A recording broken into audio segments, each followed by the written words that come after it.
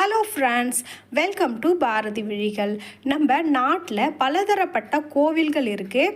பலவிதமான தெய்வங்களை வணங்குற பழக்கமும் நமக்கு இருக்குங்க. ஆனால் எல்லா கோவில்களுமே முதன்மையாக வணங்குற தெய்வம் யார் அப்படின்னு பார்த்தோம்னா முதன்மையான முதற் கடவுளான விநாயகர் தாங்க. கோவில்களில் முதல் அர்ச்சனை நம்ம விநாயகருக்கு பண்ணதுக்கு அப்புறம் தான் அந்தந்த தெய்வங்களுக்கு உரித்தான அபிஷேகமும் ஆராதனையும் செய்யறது எப்பயுமே வழக்கம். அது நமக்கு எல்லாருக்குமே தெரியும். அப்படிப்பட்ட முதன்மையான கடவுளை நம்ம வீட்டுக்கு அன்னைக்கு கொண்டு வரோம் அப்படின்னாக்கா நம்ம கண்டிப்பாக நேரம் காலம் பார்த்து தாங்க விநாயகரை வீட்டுக்கு வாங்கிட்டு வரணும்.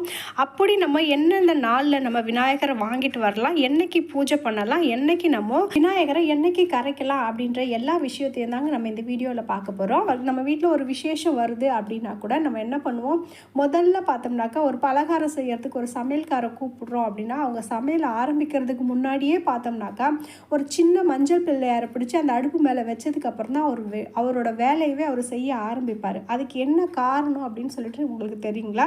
விநாயகர் வந்துட்டு பார்த்தீங்கன்னா சங்கடங்களை நீக்கும் சக்தி கொண்டவர். நம்ம ஒரு காரியம் எடுக்கிறோம், அந்த காரியத்தில் எந்த விதமான தடையும் வரக்கூடாது, நாங்கள் செய்கிற வேலை முழுமையாக பூர்த்தி அடையணும் அப்படின்னு சொல்லிட்டு வேண்டிட்டு மஞ்சள் பிள்ளையாரை அப்படி கையில் பிடிச்சி அப்படியே எளிமையாக ஒரு சின்ன உருண்டை பிடிச்சி அப்படி வச்சோம் அப்படின்னா கூட அதில் வந்துட்டு உயிர் இருக்குங்க.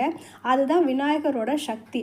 அந்த சக்தி மிகுந்த விநாயகரை நம்ம வீட்டுக்கு வாங்கிட்டு வர்றதுக்கு நேரம் காலம் அதெல்லாம் கண்டிப்பாக பார்க்கணுங்க. ஏன்னா வருஷத்துக்கு ஒரு முறை அவர் நம்ம வீட்டில் வந்து தங்கி நமக்கு என்னென்ன சங்கடங்கள் இருக்கோ அதை எல்லாத்தையுமே பார்த்துட்டு அவரை நம்ம 3வது நாள் கொண்டு கரைக்கும்போது அந்த சங்கடங்கள் அவரோடவே போய் கரைஞ்சிடணும் அப்படின்றதுக்காக தான் அந்த வழிபாடே நம்ம பண்ணுவோம்.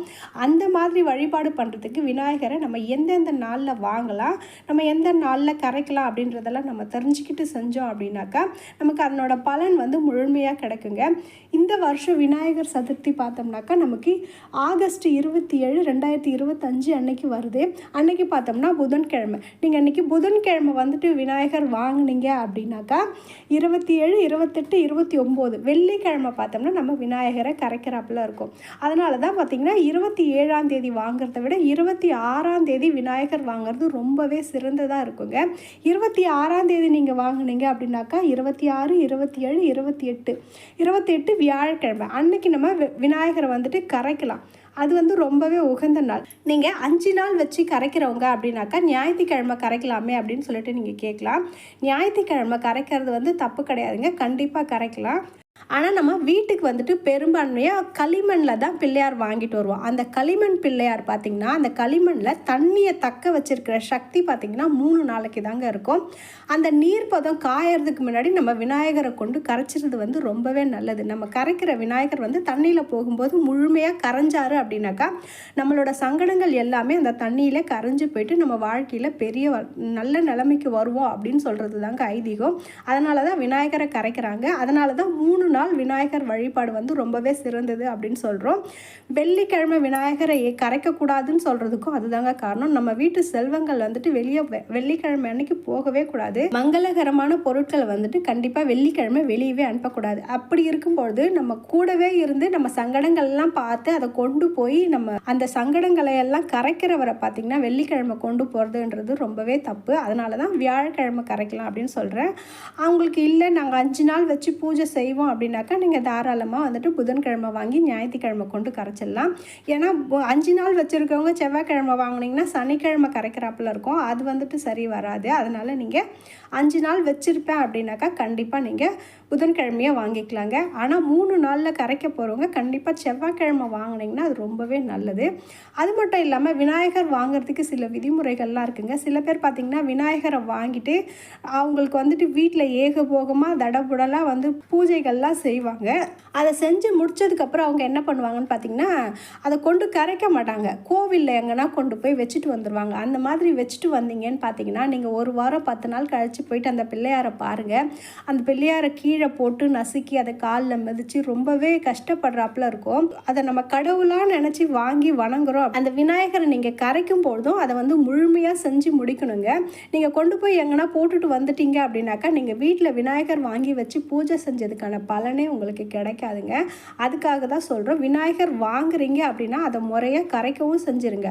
அப்படி இல்லைனாக்கா நீங்கள் விநாயகர் வாங்கி சாமி கும்பிட வேண்டிய அவசியம் கிடையாதுங்க. வீட்டில் இருக்க விநாயகருக்கே நம்ம பூஜை பண்ணிக்கலாங்க. இதுலேயே இன்னொரு விஷயமும் நான் உங்களுக்கு சொல்லணும் அப்படின்னு நினச்சிட்டு இருந்தேன்.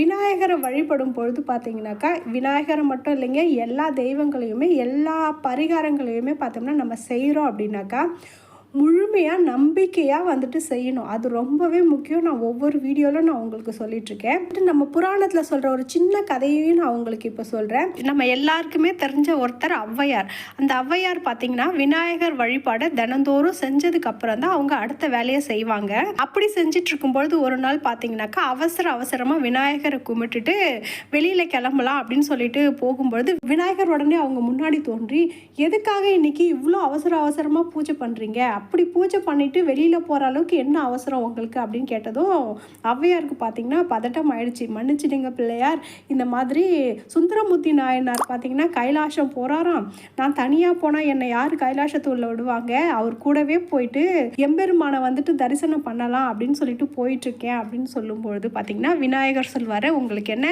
கைலாயம் தானே போகணும், முதல்ல என்னோட பூஜையை முழுமையாக முடிங்க, அதுக்கப்புறம் கைலாயம் போகலாம் அப்படின்னு சொல்லிட்டு சொல்வார். அது பார்த்தீங்கன்னாக்கா அதில் அவர் அப்படி சொல்கிறத கேட்டுட்டு ஔவையார் பார்த்தீங்கன்னாக்கா முழு நம்பிக்கையோட விநாயகர் பூஜையை செய்வாங்க. எல்லா விநாயகர் பாராயணமும் செஞ்சதுக்கப்புறம் பூஜையை முடிச்சுட்டு விநாயகப்பா நான் போயிட்டு வரேன் அப்படின்னு சொல்லும்பொழுது பார்த்தீங்கன்னா விநாயகர் உடனே சொல்வார், நீங்கள் நம்பிக்கையாக பூஜை செஞ்சீங்க இல்லையா, அதனால் என்னோட தும்பிக்கையை பயன்படுத்தி நான் உங்களை கைலாயம் அனுப்புகிறேன் அப்படின்னு சொல்லிட்டு அந்த கைலாயத்துக்கு தும்பிக்கை வழியாகவே கொண்டு போய் விடுவார். அப்போ பார்த்தீங்கன்னாக்கா இவங்களுக்கு முன்னாடி போன சுந்தரமூர்த்தி நாயனார் யாருமே அங்கே போயிருக்க மாட்டாங்க. முதன்மையாக ஔவையார் தான் கைலாயம் போயிருப்பாங்க.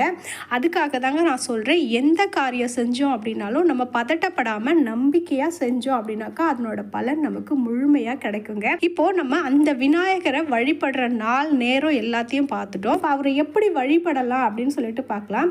விநாயகர் நம்ம வழிபடுறது ரொம்ப ரொம்ப ரொம்ப எளிமையான முறை அப்படின்னு சொல்லிட்டு நான் என்னோட முன்னாடி வீடியோலேயே சொல்லியிருந்தேன். அப்படி இருந்தும் பார்த்தீங்கன்னாக்கா உங்களால் நிறைய மந்திரங்கள் படிக்க முடியல அப்படின்னாலும் நம்ம 16 செல்வங்களை எப்படி வாழ்க்கையில் பெறணும் அப்படின்னு நினைக்கிறோமோ அந்த மாதிரி 16 விநாயகர் துதியை சொல்லி நம்ம அவருக்கு அருகம்புல்லாலும் வில்வ இலைகளாலும் எருக்கன் பூவனாலும் நம்ம அவருக்கு அர்ச்சனை பண்ணோம் அப்படின்னாக்கா அவரோட முழுமையான பரிபூரண அருள் நமக்கு கிடைக்குங்க. அப்படி நம்ம என்ன அந்த 16 மந்திரங்கள் அப்படின்றத நான் இப்போ உங்களுக்கு வீடியோவில் போடுறேன். அதை கேட்டுட்டு அடுத்தது நம்ம அவருக்கு என்ன மாதிரியான பிரசாதம் வைக்கலாம் அப்படின்னு சொல்லிட்டு பார்த்துடலாம். ஓம் ஸ்ரீ குருப்யோ நமஹ. ஓம் விநாயகனே போற்றி. ஓம் வினைகள் தீர்ப்பவனே போற்றி. ஓம் அரசம் மரத்தடி அமர்ந்தவனே போற்றி. ஓம் அகந்தை அழிப்பவனே போற்றி. ஓம் அருகினில் மகிழ்பவனே போற்றி. ஓம் அச்சம் தவிர்ப்பவனே போற்றி. ஓம் ஆனை முகத்தானே போற்றி. ஓம் ஆறுமுகன் சோதரனே போற்றி. ஓம் ஆதி மூலமானவனே போற்றி. ஓம் ஆனந்த வடிவினனே போற்றி. ஓம் இமவான் சந்ததியே போற்றி. ஓம் இடரை களைபவனே போற்றி. ஓம் ஈசன் தலைமகனே போற்றி. ஓம் ஈகை நெஞ்சினனே போற்றி. ஓம் உண்மை பரம்பொருளே போற்றி. ஓம் உலகத்தின் தலைவனே போற்றி போற்றி. ஓம் விநாயகா போற்றி. எம் வாழ்வையும் விதியையும் நல்வழிப்படுத்தி இல்லற மேன்மை நல்லறமாய் வழங்குவாய் ஆணைமுக கடவுளே போற்றி போற்றி. இந்த 16 போற்றியும் நம்ம சொல்லி விநாயகருக்கு அர்ச்சனை பண்ணி முடிச்சதுக்கப்புறம் அவருக்கு பிடிச்ச பிரசாதம் பார்த்தீங்கன்னாக்கா கொழுக்கட்டை, உருண்டை வடிவில் இருக்கிற கொழுக்கட்டை ஆகட்டும், மோதகம் ஆகட்டும், அவல் பொரி கடலை ஆகட்டும் விநாயகருக்கு ரொம்பவே பிடிக்குங்க. விநாயகர் பார்த்திங்கன்னா கிருஷ்ணனை போலவே தின்பண்ட பிரியர் அவர். அதனால் பார்த்தோம்னா அவருக்கு பிடிச்ச பொருட்கள் எல்லாத்தையும் நம்ம அன்றைக்கி வச்சு அவருக்கு தீப தூப ஆராதனை காட்டி நம்ம விநாயகரை அன்றைய முழுக்க நம்ம வீட்டில் வச்சு 3வது நாள் கொண்டு கரைச்சோம் அப்படின்னாக்கா நம்ம குடும்பத்தில் இருக்க எல்லா சங்கடங்களும் அந்த விநாயகர் எப்படி கரையிறாரோ அந்த மாதிரி கரைஞ்சிருவாருங்க. அவ்வளோதான் ஃப்ரெண்ட்ஸ். இந்த வீடியோ உங்களுக்கு பிடிச்சிருக்கு அப்படின்னாக்கா வீடியோக்கு ஒரு லைக் பண்ணுங்கள். இப்போ தான் ஃபஸ்ட் டைம் எங்கள் சேனலை பார்க்குறீங்கனாக்கா சேனலை சப்ஸ்கிரைப் பண்ணிக்கோங்க ஃப்ரெண்ட்ஸ். நம்ம அடுத்த வீடியோவில் பார்க்கலாம். தேங்க்யூ.